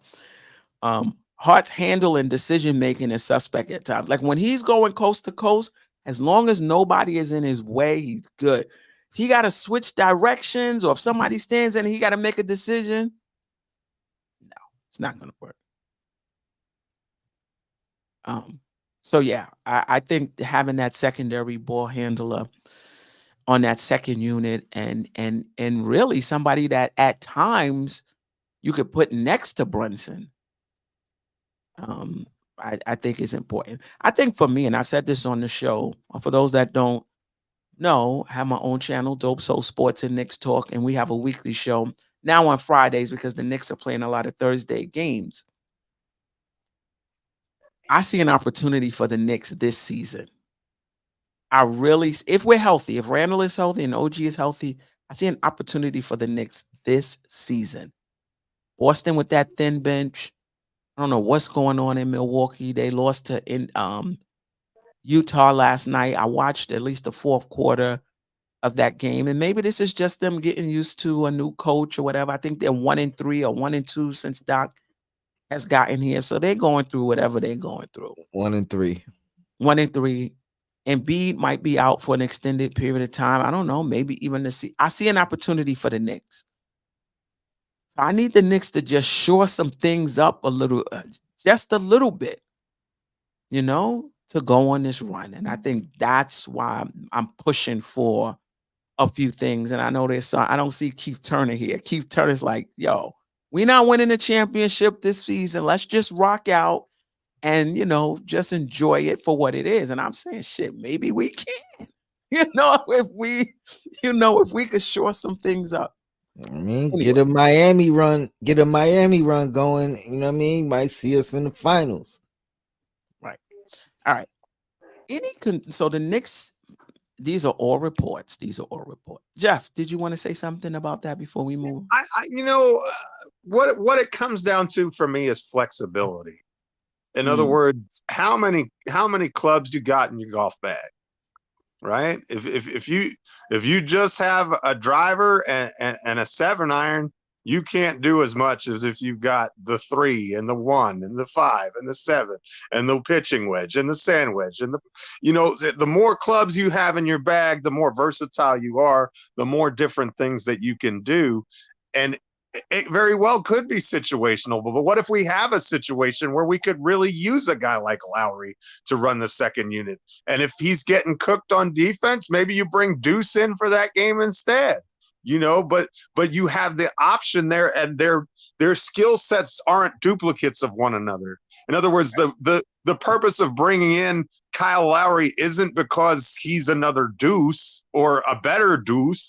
It's because he brings something different than Deuce. He brings, I'm a little bit hesitant on Lowry just because I don't know if he has the blow-by ability that he used to have that really made him a threat in seasons past. I kind of feel like maybe that's gone. And if that's the case, I'm not sure how that impacts how he can impact the game. But I haven't seen enough of him to know one way or the other on that. So, it's from that standpoint. But again, as Tony said, it's not a high risk thing, right? I mean, even if he's not working out, you can always send him home, right? You're going to bring him in on vet min, and who doesn't want one more Villanova guy, right? But the Villanova OG, they gonna be like, all praise. But so I'm not opposed to Lowry, and again, it also depends on if we, I think, but I do think if we don't bring in a guard via trade, that Lowry makes a lot of sense, because I really think we need a backup point guard, just someone who can spell Brunson for a few more minutes, because it's going to do us wonders. Because if Brunson can get 12 minutes of rest, when it comes to that crunch time, that clutch time, he's going to be fresher. That means that three-pointer is going to be falling better. That means that floater is going to be falling better, because he's going to have more legs. He's going to have more energy. And so from that standpoint, Lowry makes sense to me from that standpoint. Yeah. My only concern is, if we're talking about giving Brunson a break, Lowry fits in perfect. How much minutes can he play alongside Brunson? And because I think we need a guy that can do both. I think we need. That's not the buyout market. That's a trade. Oh, yeah. I forgot we talking buyout. Yeah, no. Either way, Tom. But you know what I mean? Like, yeah, I'm with you on that. I'm with you. We definitely he needs help. You know what I mean? Now, again, I'm not saying change the starting unit or not, but he need help when they getting the ball out his hands. And absolutely, DiVincenzo's fine, honestly. You know what I mean? I'm not down on Josh Hart, because I like Hart for what he does, but what he doesn't do is shoot. And we need somebody to replace his minutes down the stretch when we need shooting and not the other things. Yeah. I think with DiVincenzo, though, what we saw last night is you don't really want him. I'm not saying he can't handle the ball, but you don't want him playing too much out of his role either.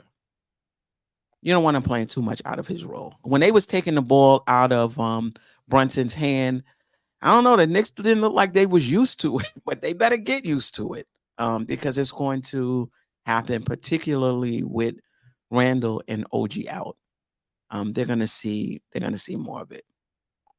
Um, somebody, I'm seeing this a lot. I wonder what you guys. Um, I've been seeing this a lot lately.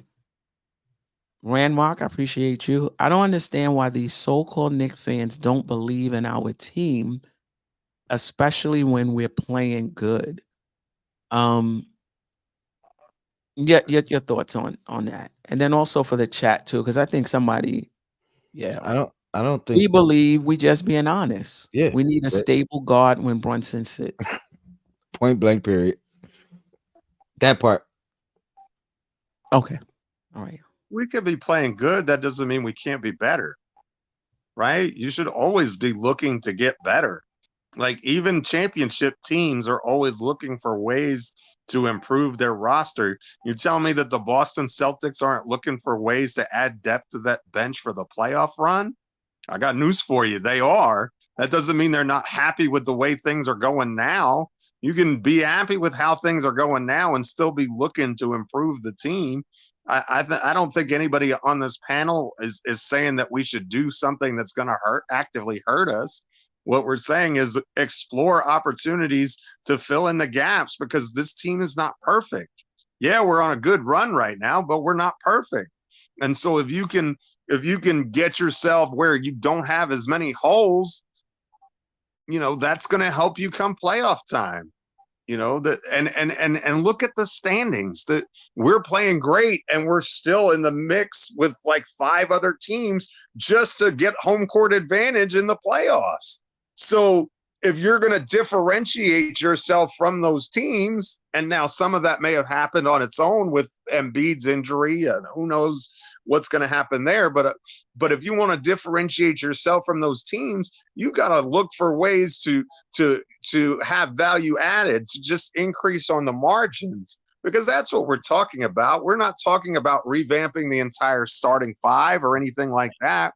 We're talking about making a move on the margins that gets you from a B+ to an A- or an A- to an A+.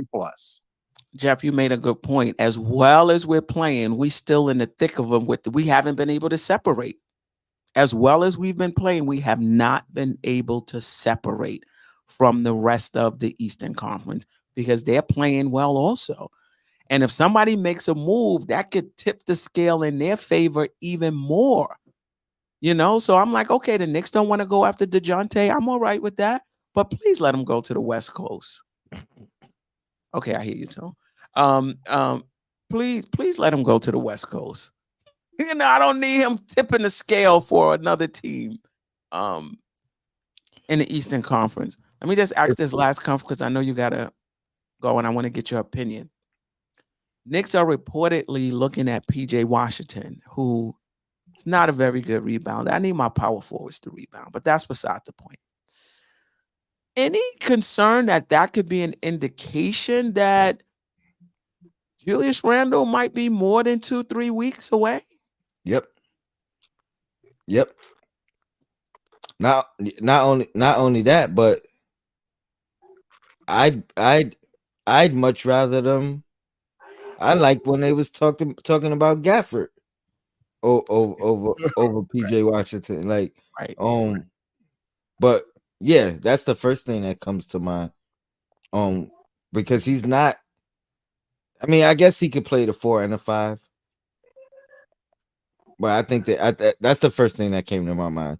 Like, what or Mitchell Robinson, like one of the two. You know what I mean? They're not very confident about. Right. One of the two. But Who that's a good point. Why PJ Washington when Herb Jones can be God? Yeah, I like Herb Jones. is that out there? I know Knicks. What is it? Knicks 100. The GM. He's been saying Herb Jones for about 2 weeks, but I haven't heard any reports other than they love him. You know what I Well, mean? we So, have a salary cap crunch going on where I don't think they're going to be able to pay everybody. And I think that the thought process, I don't know their roster that well, but I remember someone explaining it to me, and bad job by me for not remembering the particulars, but that they're going to have to make some roster decisions where it's one of those cases where they can't keep everybody, and it may be, we can flip Herb Jones right now for an asset, maybe a future draft pick or something like that, because we've got all these other guys who Trey Murphy the third or whoever it is. I don't, like I said, Alvarado. I think they've got a bunch of guys that they like, and there's just not enough playing time for all of them. So I think it's just kind of a situation where they're like, well, you know what? We're going to get this guy out of here to a better situation, get ourselves, because we might lose him for nothing if he goes to the off season. So I think it may be one of those types of situations. Do you know what he makes? I don't. Not that much. Remember, it's a little more though, because remember he was on like that Mitchell Robinson contract, but they tore it up and signed him to something else. I don't think it's a lot. Is it something that matches up with Grimes, or is it more than that? No, it's more than Grimes. Because again, now we're talking about, that's the problem. I don't see a path for it. And if you're getting him, unless you're getting more assets, something else. Maybe if you could do even a Fournier if they're having a numbers crunch. But that's what I mean. Okay. They would have to. I'm assuming he doesn't make close to 18 million. So you would have to get him and somebody else to match the Fournier number. Somebody said about 14. Oh, it is. Wow, he's making that much. Oh, I didn't realize he was getting paid that much. Well, we can, we could look it up real. I mean, if that's the case, 4 years, 54 million. Yeah. So, 12 million. The Knicks aren't trading for a guy who's got 4 years left on his deal. Yeah. That's happening. Yeah. And annual, they're not you can trying feel to that tie right up now. money. There's no way that the front office is trading for Herb Jones. That's part of the whole part of the Murray thing, and they're asking too much. But I also think that's part of it as well, that he's under contract for 4 years. Yeah, I don't think the Knicks want to tie themselves down to. And they right now, I don't know if they automatically replace him as a starter for DiVincenzo. So no, you know what I mean? Like, it brings up that same issue that we've been talking about with it, you know what I mean? Is he an upgrade? Is he going to the bench? He doesn't Murray help with is the an ball. upgrade. He an upgrade over Devo. No, Jones. I'm talking about Jones. Oh, yeah. You know what I mean? Like that's no doubt. And he's not you know what I mean? Like, he doesn't bring the ball handling Yeah. the other dynamics. So, Yes. but I do like his game. I think he would fit. Yeah. You know what I mean? If he he's was like one of those hustle. Well, he's probably more than a hustle player at this point because he can hit the 3 too. I like him because he's self-made. You know what I mean? Like, he you know what I mean? He put in the work. Like, he fits what Tibbs' philosophy is. Yeah. I'm gonna work until I get recognized, and I'm gonna keep working. Right. Yeah, you're right. I got 1 or 2 more, Queen. You do? Yeah, one. All right. Okay. All right. I want to talk about some players that. Did you want to say anything else about PJ Washington, Jeff, and whether you felt that was like saying something? I don't know enough about his game to speak intelligently about PJ Washington. I literally know nothing about PJ Washington. I mean, I've heard of him, but I haven't seen him play that much, and I just don't know enough about him to speak intelligently on. Yeah, I mean, he's a power forward. He's a 6'7" power forward who can hit the 3. Out of Kentucky as well, if I'm not mistaken. But the issue with him is that, to me, he's a poor rebounder for a power forward. He averages like 5 rebounds a game. I can't have my power forward averaging 5 rebounds a game. That just seems to me like we'd only be adding him if both OG and Randle were down for an extended period of time. Yeah. And then you'd have him to back up Precious. He could probably hit the 3 better than Precious. I don't know if he's as good a defender, though. But for me, it's not necessarily about his game, but just the fact that they're looking for somebody who's making $14 million over the next 2 years. Is that an indication that they have some concerns about? Is that 14 per? Per. left. He has 2 years left. That All doesn't right. seem like it fits to me. I It don't buy doesn't. that report. That's when I saw it. That's what made me think like, what? Randall's not coming back? Like, why are they going after PJ Washington? There's a lot the Knicks aren't going to tell us about Randall. That's just or any injury. or any injury. Right. Or Right. anything. Right. All Just right. ask Josh. Right. So PJ Washington was a new trade target. Like I hadn't heard him connected with the Knicks.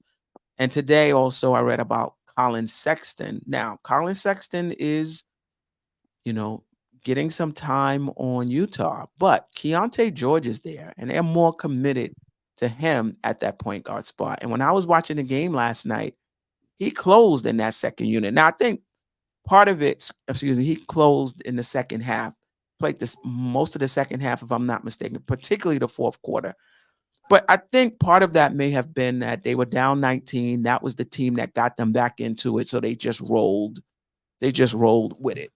But thoughts on Sexton? Go ahead, Tony. Oh, I like Sexton. I think he can help. I think he got that dog mentality. As we've seen in his, interactions with Jalen Brunson, trying to stir things up. People have said it earlier today. I think, he's one of those guys you hate to play against, but you love him when he's on your team.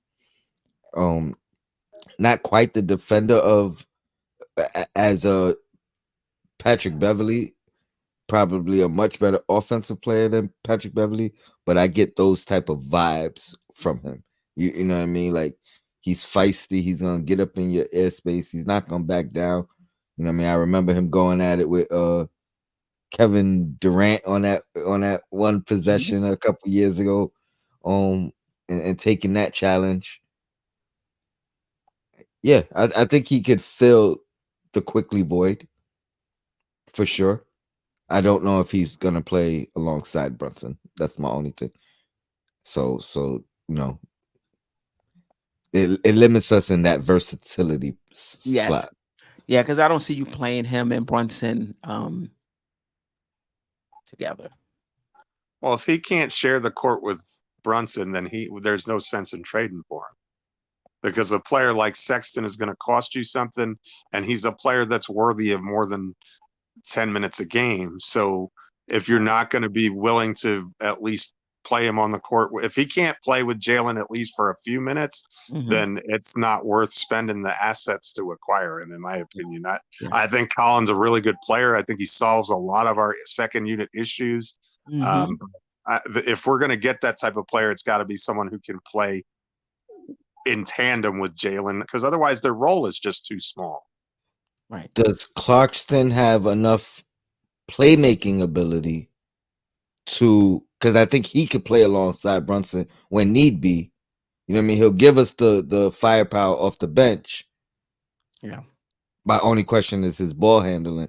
Is that efficient enough to kind of supplement, playing in that second unit?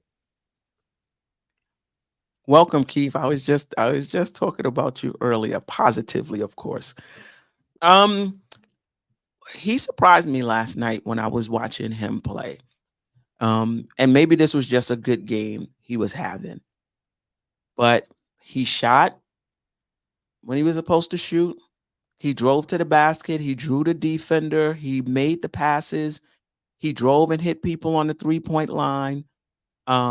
He just seemed to understand how to play basketball, like how to get his shot and how to read the defense.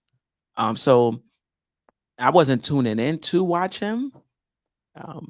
This was like a fantasy thing. I was just trying to see how guys was playing. But I was surprised. And now that was just, and I've also seen him just put up shots and just look like the second team was just his playground. I've seen games like that too. But last night he was much more in control and really reading the game. And I like you're right, he Clarkson can't better than play I like. next to him.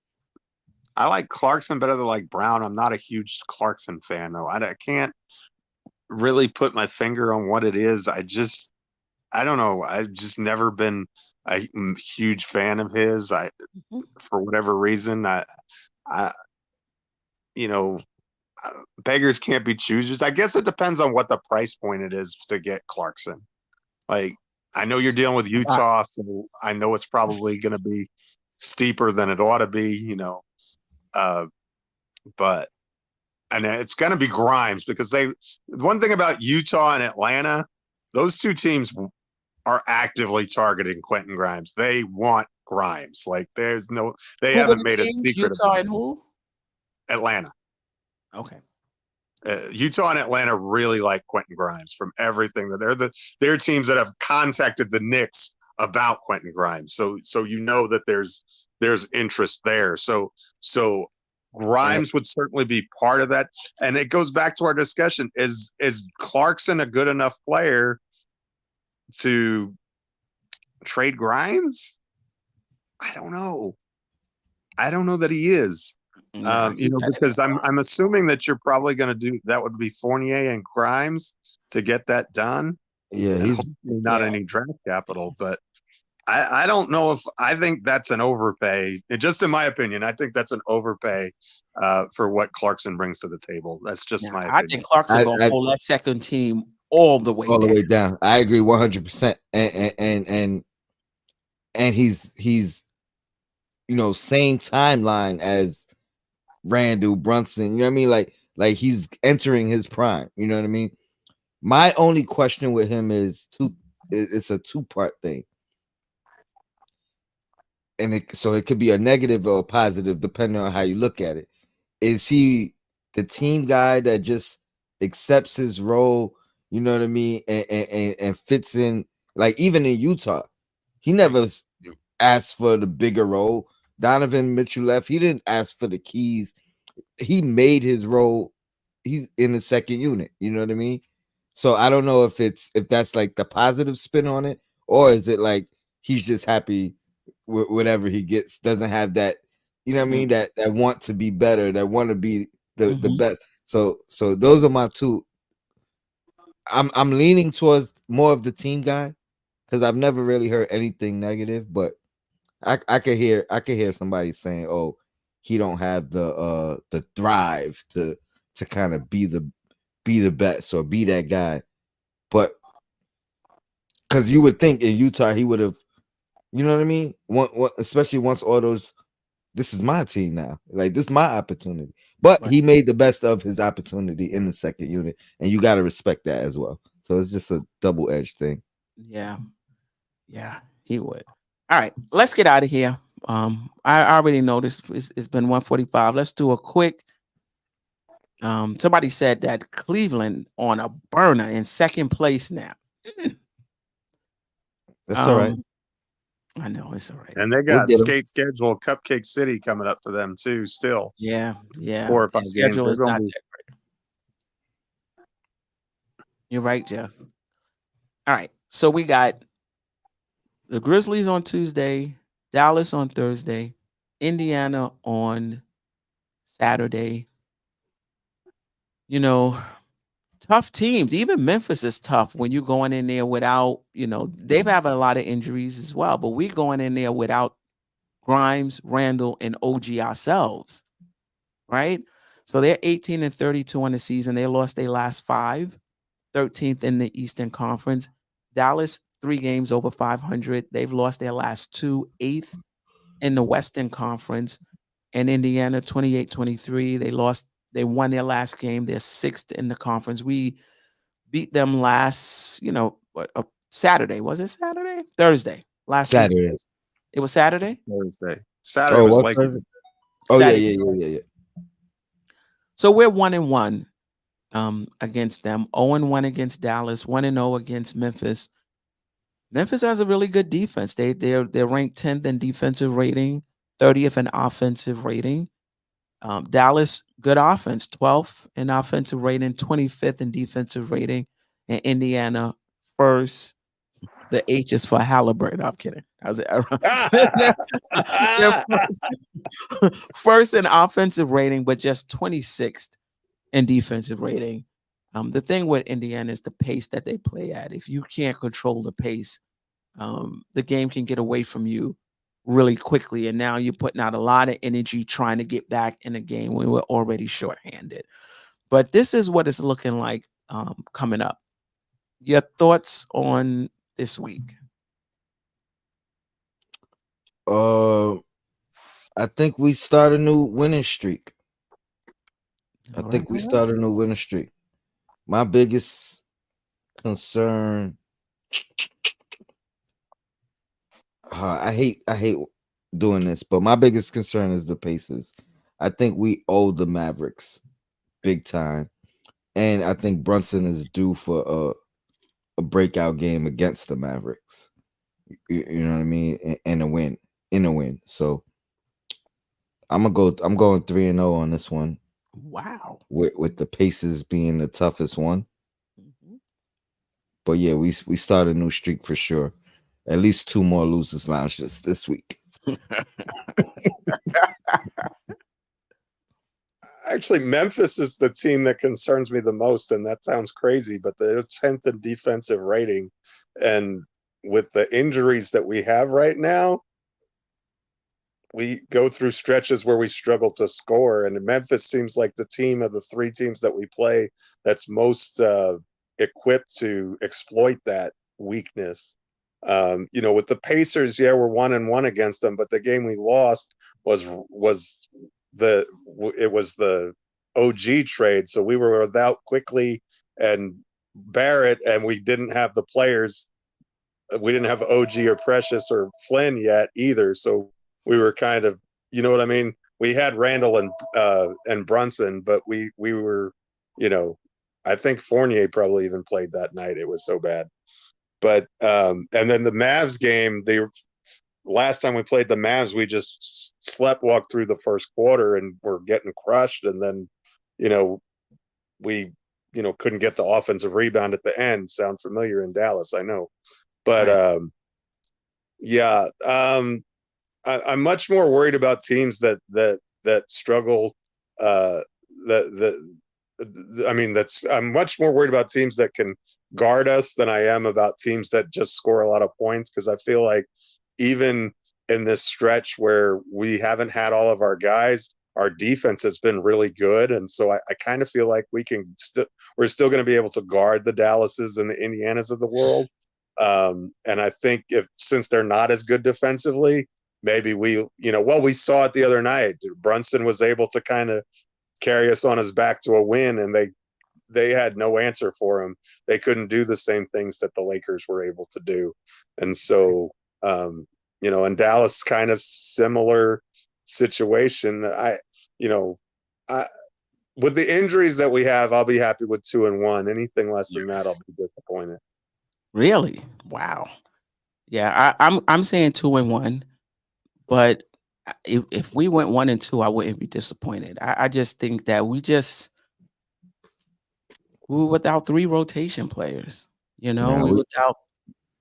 Say that okay. again. I was just saying we can't go 1-2 because that's 1-4 over the last. You know what I mean? Over the last 5, or we can't go 1-2 because that's 3 out of the last 4 we would have lost. So I can't. But That's we're losing unacceptable. it for a reason, though. I wouldn't That's be true. down That's on true. the team, is what I'm That's true. saying. I wouldn't be down on them. That's true. But I have the Knicks going 2-1. I think that I don't know who's guarding Luka. Now he's been in and out of the lineups with injuries, and maybe this will be one where he's out. No, This is the Knicks. He gonna play. no. Everybody plays against the Everybody, Knicks, right? everybody Everybody play comes against back. the Knicks. They rest up the game before. You could Yeah. be in a wheelchair the day before, and guess what? Oh, it's a miracle.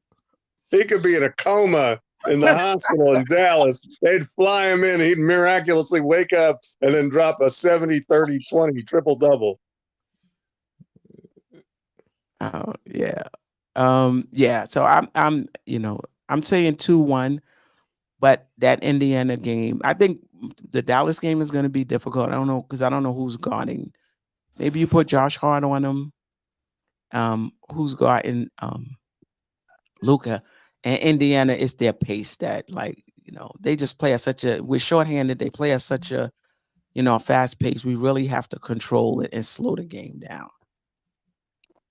As far as it goes, though, if you're going to go 1-2, Indiana's the game you need to get because that's the conference game. That's a And that's conference head game. to head. Yeah. So I mean, you don't want to lose any of them. But if you have to go 1-2, I'd at least get the Indiana game. Yeah. No doubt about it. Any last? Another great show, Queen. Yeah, I mean, listen. When I got you and Jeff, it makes it easy. Just throw out a question. Y'all take care of it. Well, MBK Network got spoiled. They got great Tony Crow show right before this. Then you got Yes. this. It's a good show. I mean, you got. There's not very often you can have content for 3.5 hours like that, man. And they deserve it more than anybody. We got the best chat, best followers that are around. Just highly intelligent Knick fans who just want to chop it up about the team. So we don't have a show without them. And Tony, always a pleasure. You always do a great job. Likewise. And Queen, you're still the hostess with the mostest. I'd rather do the Appreciate show you. with you than with anybody. Appreciate you, Keith Turner. Throwing alley-oops. Yeah, I appreciate it. Let me just throw up real quick our family of shows before we get out of here. Pre-game, post-game, the shoot around with Simeon Russell, the creator of the channel. What's up, Sim? The NBA wrap-up with Ron of Still Knick Fans. The controversy with Josh, a.k.a. Uncle Fulio. The Losers Lounge with yours truly, Tony Crow of Knicks and Bruises. Oh, man, catch it on the replay if you can't stay up late like myself and watch it. Live shows and videos by International Andy, who should be in the United States in early March. So I'm looking forward to meeting Andy, who lives in Poland. So yeah, I'm really looking forward to that. And Queen's Court, right here every Monday with yours truly of Dope Soul Sports and Knick Talk. If you haven't already, be sure to subscribe to my channel as well. And special programming and events by Sim. I haven't heard anything, but I would think we're gonna put something together, right, for Andy. So you guys stay tuned. We put it out there, and hopefully wherever it is, I'll be there. If everything falls in place. The link's not up yet, but the it's official, Queen. So everything is it's in the official. work. Yeah. Okay. All right. Okay. Yeah. So hopefully I'll be able to meet some of you. And shout out to DJ Shuttle, who usually rocks with us on Monday night, but he got his own thing on Instagram every Monday, 8 p.m. Be able to have it in the background while y'all listening to the show. Have his music on in the background. He deserves it. He's awesome. And then Friday he's on 108 Soul from 8 to 10. So shout out to DJ Shuttle. All aboard. Doing his thing. And of course, thanks for watching. Follow me on X at BKSteph33. Subscribe at Dope Soul Sports and Knick Talk. Appreciate you guys. Until next time. Why don't we shout out the barbershop? I want to shout out everybody, but the barbershop, let me see. I want to make sure I get their name right. Barbershop Sports Talk? Yeah. Is that Barbershop Sports Talk. There we go. Appreciate you for stopping by. I did a podcast. They invited me on their show. I think it was before the season. I had a great time with them. I forget his name. I know he hurting. He a Washington Wizards fan. I know he hurting right now. Until next time.